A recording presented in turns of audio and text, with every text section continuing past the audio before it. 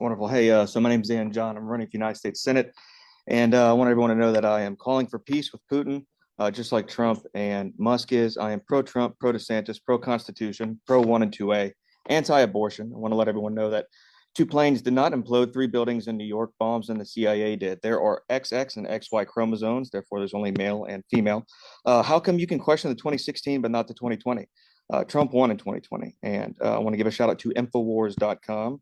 Also, want to let people know that there is a movie called America, Freedom to Fascism by Aaron Russo, which talks about how the Federal Reserve is a private bank, of which the owners are offshore and tax exempt through their foundations, thus making the IRS unconstitutional because the 16th Amendment was never properly ratified. Also, people should check out the movie 2000 Mules by Dinesh D'Souza, which talks about and shows the geo-tracking of the ballot harvesting that went down. Also, vaccines never cure, they only prevent. And that's if you get the right one and they're not tainted by things like graphene oxide. And finally, if climate change is real, how come Obama's house is 1 foot above sea level in Nantucket? And that's it.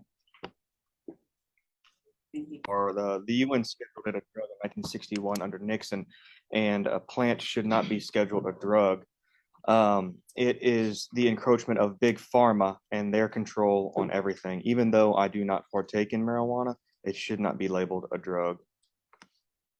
So, and also to alcohol lobbyists, they want you to reach for a pack of Bud Light and not a joint on the weekend. So I'm pro marijuana. No, minimum wage shouldn't go up because whenever minimum wage goes up, everything else goes up. Minimum wage is a utility cost, just like gasoline and electricity. Whenever the minimum wage workers have to get paid more, the business owners aren't going to eat the difference. So they pass it along to you and I. So that's not a good way to tackle the inflation we're dealing with. The way to deal with this inflation we're dealing with starts in Washington, and it starts with the private bank, the Federal Reserve, and all of the big spending bills. The big spending bills, these infrastructure bills, all these things that have a good name, are money that is sent to places like Ukraine and then laundered and sent back to the politicians that set up those bills in the first place.